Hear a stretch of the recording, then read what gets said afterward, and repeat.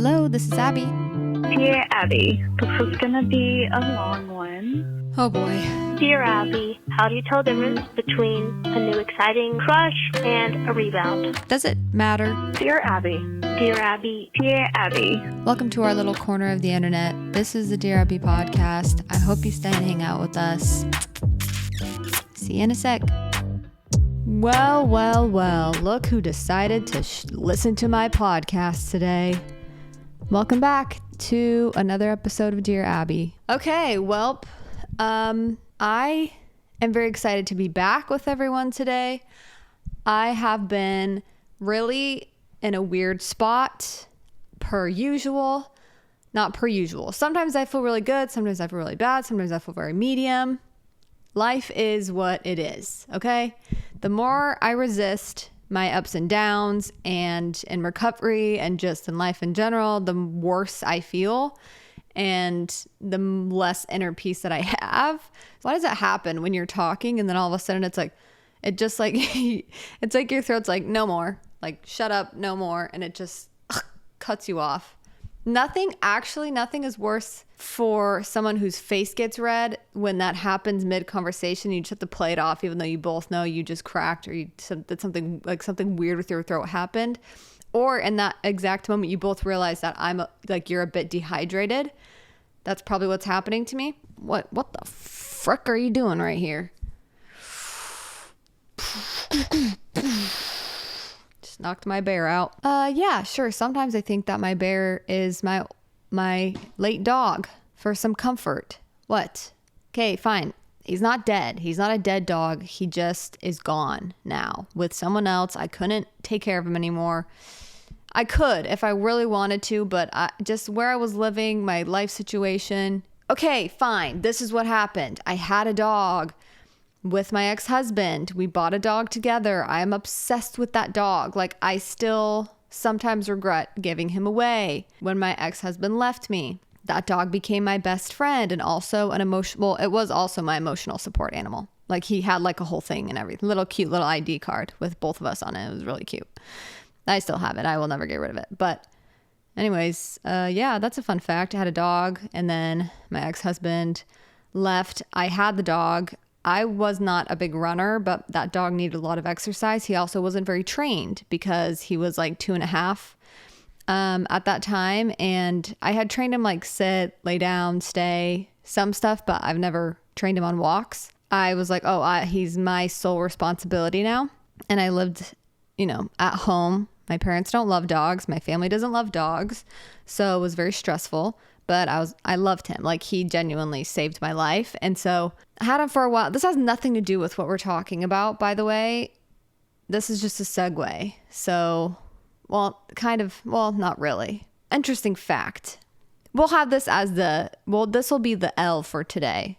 So we're just getting right on into it. Nobody wants to hear hope everyone's having a good Thursday. No one wants to hear that. Doesn't feel very sincere when I say it, to be honest. I can't always want everyone to have a good Thursday. I don't always feel like I care that much, if I'm being honest. Of course, I'd want everyone to have a good Thursday. I hope you're having a good Thursday. I had to say it. Anyways, I forgot what I was saying about my dog. His name was Rudy, by the way, and I trained him up on walks. He became like literally the best dog in the world. So trained, so good on walks. I could walk without leashes, even though I wouldn't do that unless we got to the park where that was kind of allowed. Everyone did it. He was not an aggressive dog. He was so sweet, so curious, and had so much energy. And we would walk to the park together every single day, sometimes twice a day. And we would play fetch for like a good old hour of him just sprinting. And I would throw that thing far because I had the little scoop thing. The scoop and yoop, and it just became my best friend. But then there's a lot of life transitions, and mentally I wasn't in the best place to take care of a dog by myself. I also just couldn't give him, with work and trying to provide for myself alone and just everything. I just couldn't provide for him the way that I wanted to anymore. And so I made the decision. It took a while to find a couple, but I wanted to give him to a couple who can give him more attention, you know, and more time outside, go on hikes, because I'm not really an outdoorsy, hikey person, but he's a dog that like loves the outdoors. He wants to go on long hikes. He wants to be outside more. And I was living in a studio that was small, like 1 bedroom. I was staying in a bedroom. And anyways, just not a lot of space. I made the decision, very hard decision, to give him to a couple that I had met up with a couple of times. And they were obsessed with Rudy.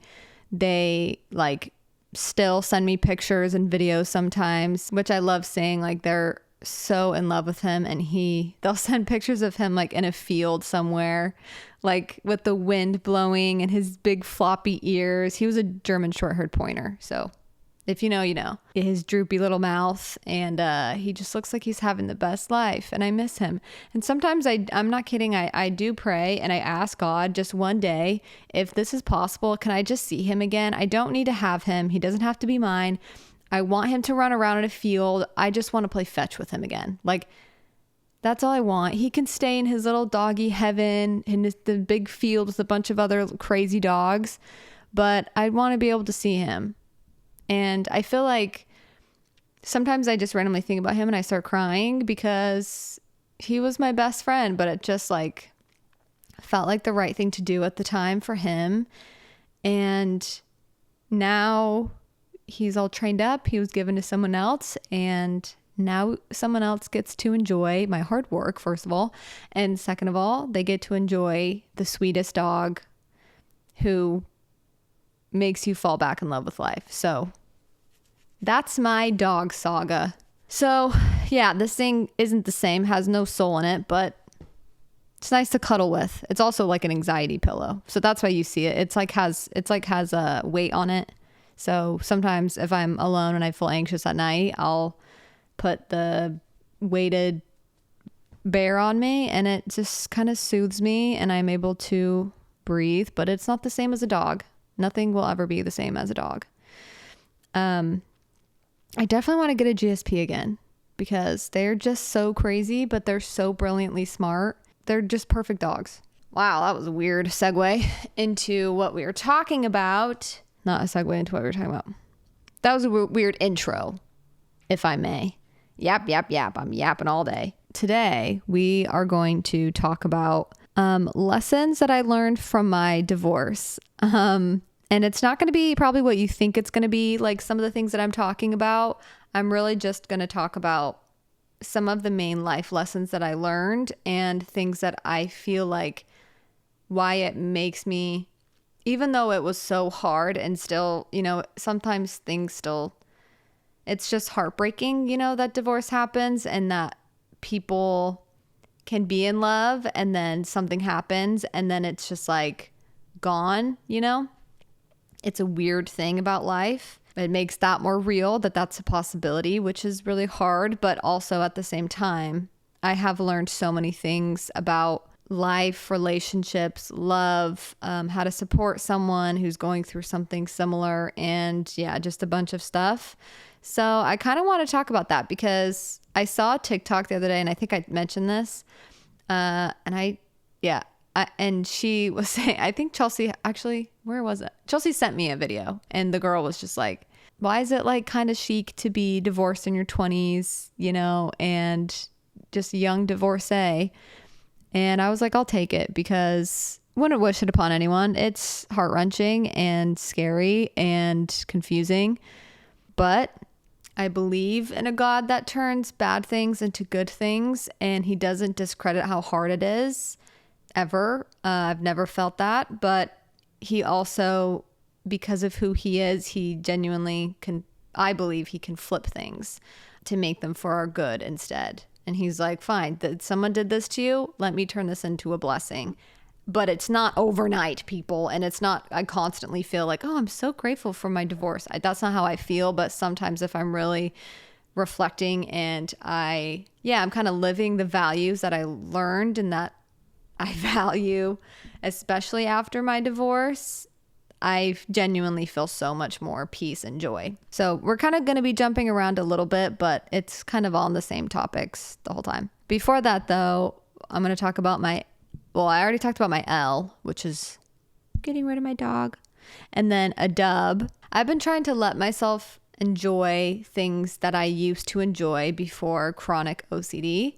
One of those things is Dungeons and Dragons. So when I tell you the amount of intrusive thoughts and fears and weird scenarios that would come up in my head when I'd be at Dungeons and Dragons with my cousins and my brother and anytime we've played recently, because it's all like weird and there's always good versus evil, which is very triggering for OCD if you have like a morality thing or a spiritual thing or something like that.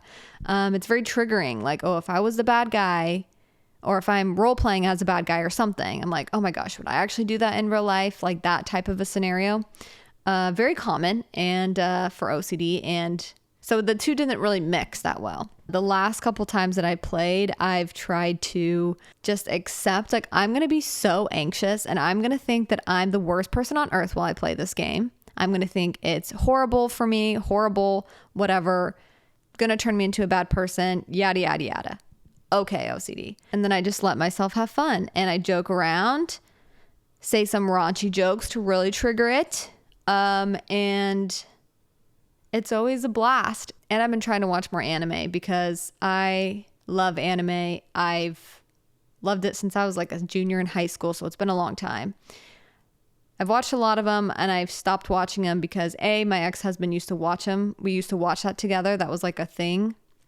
And so it was like a little bit weird to watch it after. It felt like I was like trying to be nostalgic, even though I wasn't, but then it's like, how do you not associate that? So I've been trying to get that back for a while now. It's kind of hard to make it feel like it's just you now, but that is getting there. But going back to Dungeons and Dragons, I thought of a scenario one time. My brother Clay, he's older than me. I don't know if he's single.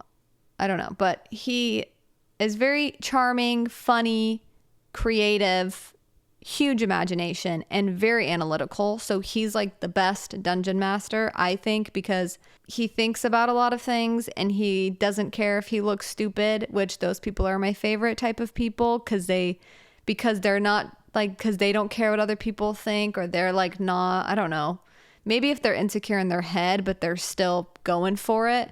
It just makes me feel like, oh, like I can breathe and relax and like just have fun and not take it so serious. Anyways, so he's great in that way because you want someone that makes you feel comfortable to like be goofy and whatever. Our last Dungeons and Dragons session, I think it was our last, we played with a couple friends. The whole premise of it was Chelsea's character got to be like the princess who was the next to be next to the throne. Wait, what is it?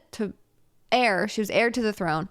And there was like this particular night, there was a certain ritual or something that had to be done to save the kingdom, and only she would know the secrets because that's just what happens when you become queen over this land or fantastical world. So the whole plot was us trying to make sure that she got the things that she needed and the ritual went okay.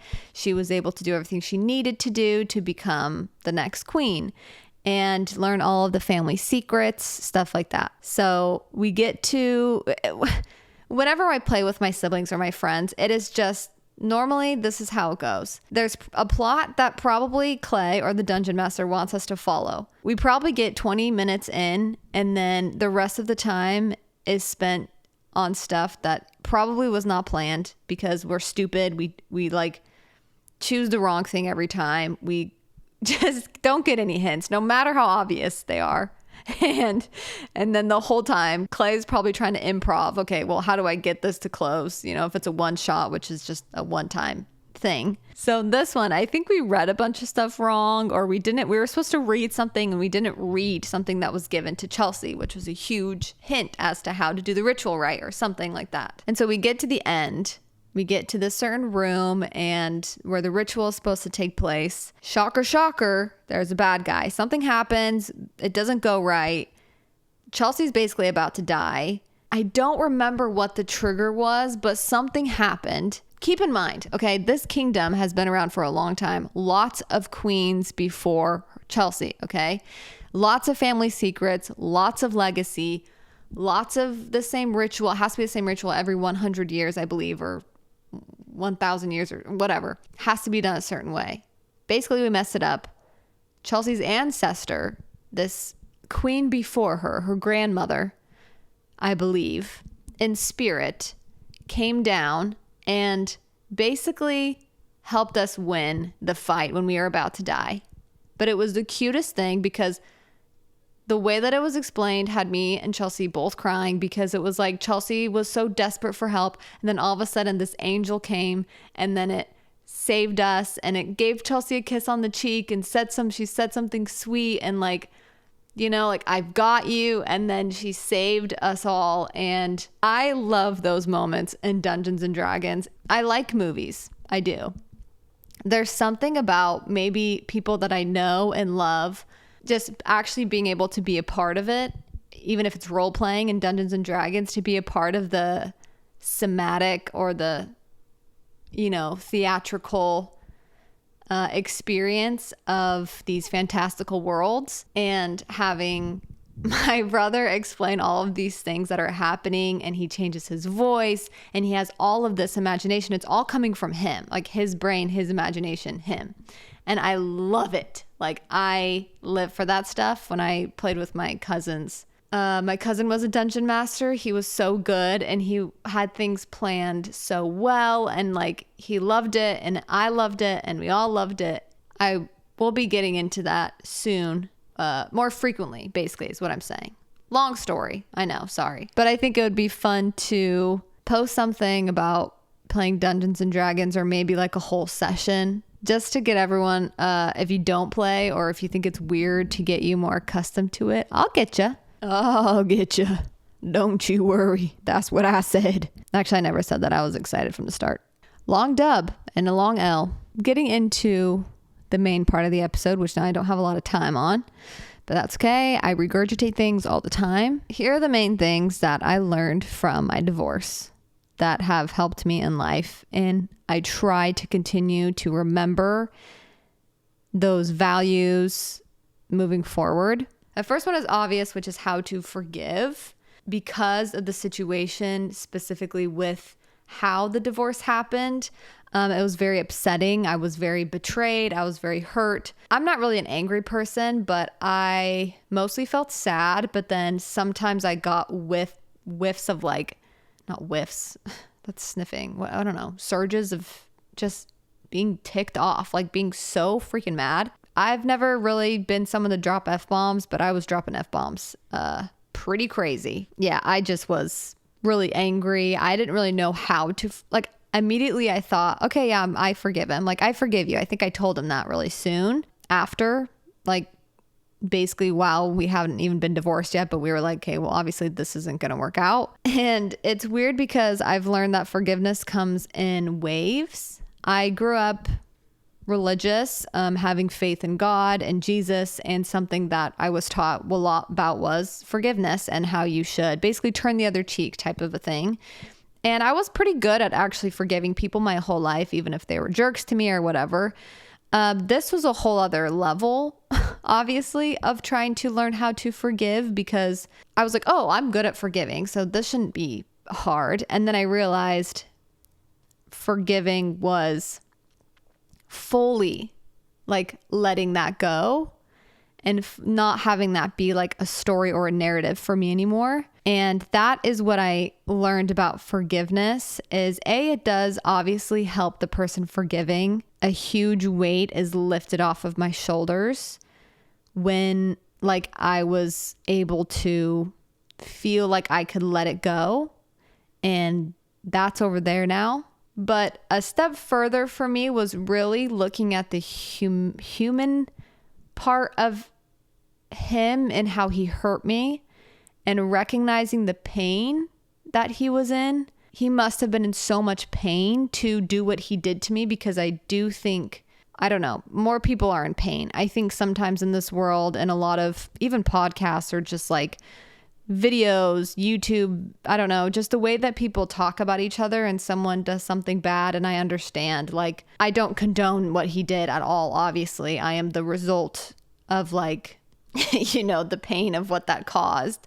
But I do think for me personally, it's very helpful for me to be very realistic and, okay, he must have been having so much pain to be able to even act on that. And that was not caused by me. So it's very unfair that now I have to deal with this. However, it does help me forgive people because I think we're all human, and this is just my thought process with it, because I needed to think about it this way or I would have never moved on. I would be someone that I'd be talking. I mean, I talk about my divorce, but as in like I would bring it up in every conversation with everyone when I'm 40 years old, 20 years later. I did not want to be like that because I didn't want that bitterness and that to like take hold of my heart.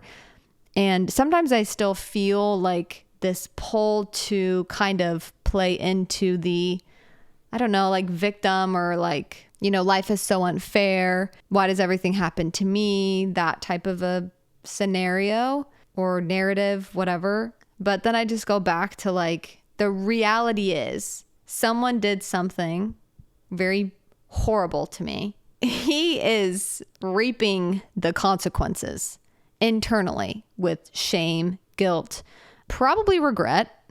Maybe not now. Eventually, I think there'll be a little bit regret. Hopefully. Not that terrible. I just think like they're already in so much pain. I never really got like a super sincere I'm sorry. I think he was more manic most of the time, or very not like, he was very disassociating, like, or not, I don't know. He was detached fully. But I genuinely don't think there's a lot of people who really, really just don't care at all. I think most people do care.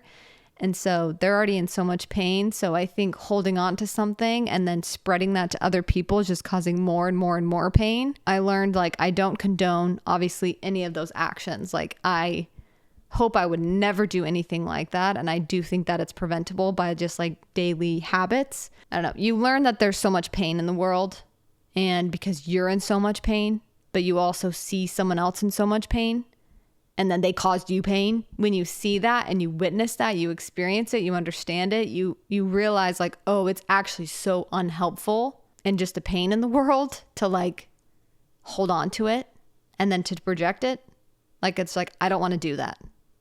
I do not want to do that. Yeah, I'm really grateful that I learned that. It's something that sometimes I feel like, oh, how come I feel like angry again? Like if I see someone cheating, if I see like jokes about cheating, sometimes it still triggers me. So I'm not like perfectly like, oh, and nothing, I'm unbothered. I think it's obvious that things are going to feel a little bit weird sometimes still. I'm still working through everything. Yeah, it's definitely a conscious effort to just like, I don't understand. I just don't want this in here anymore. So I'm going to give it to God, as they say. Surrender it, fully surrender it. Which is hard because you want to fix it so it never happens again. But I think the best way that you can fix it to make sure that you don't do the same thing is to like let it go.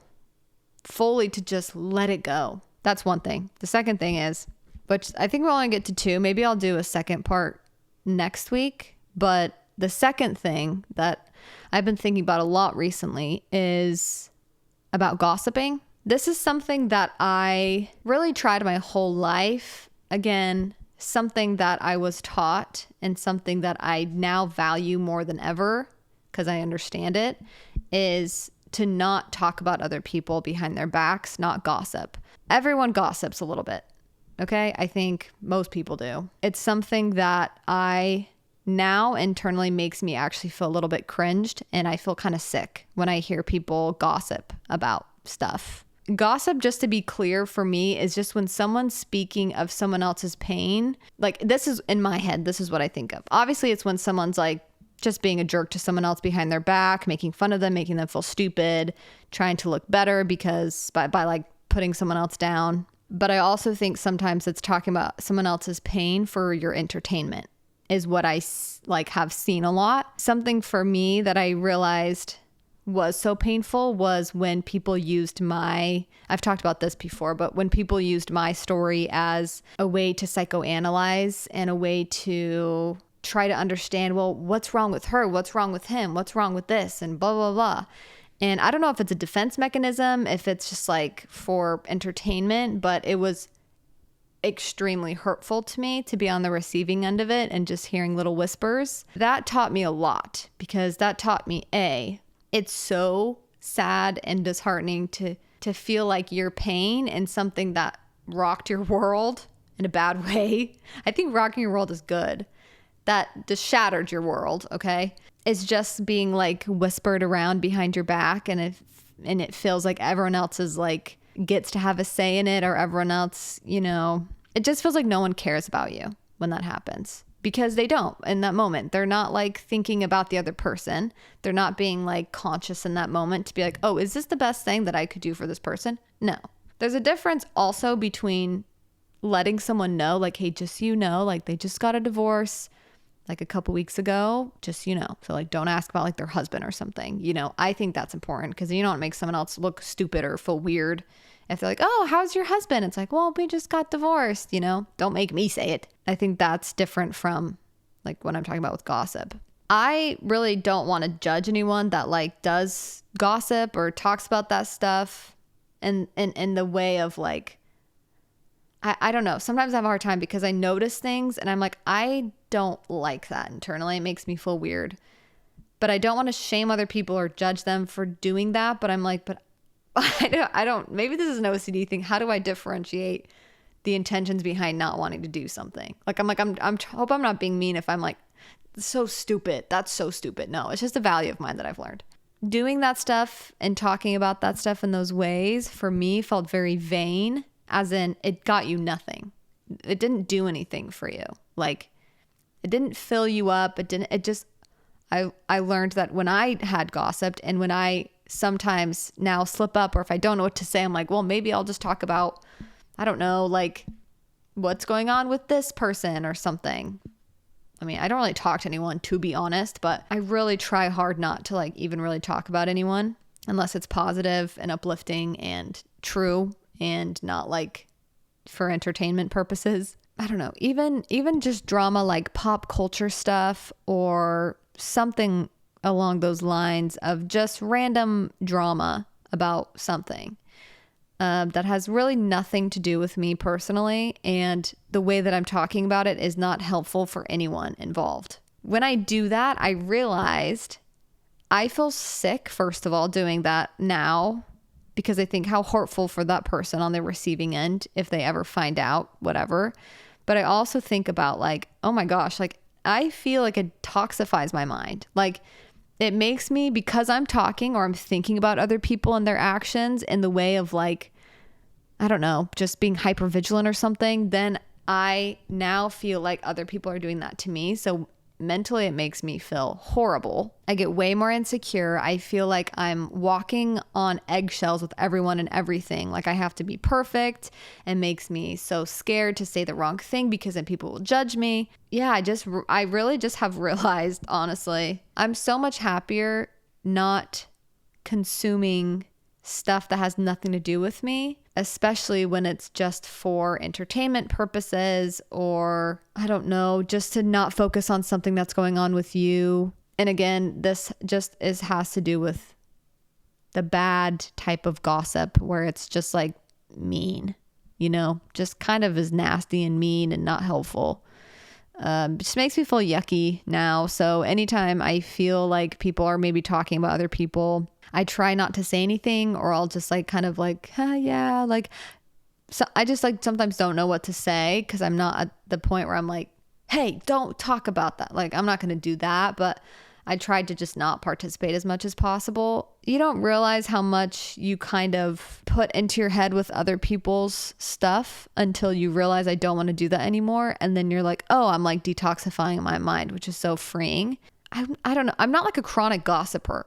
And I wasn't really before, but it's even now I'm way more aware of like, I don't really want to be talking about this. 99% of the time, it's not going to be accurate information anyways. Then because you're assuming and you're judging and you are now have all this information that is probably false, now you have a skewed view of the world. You have a skewed view of those people.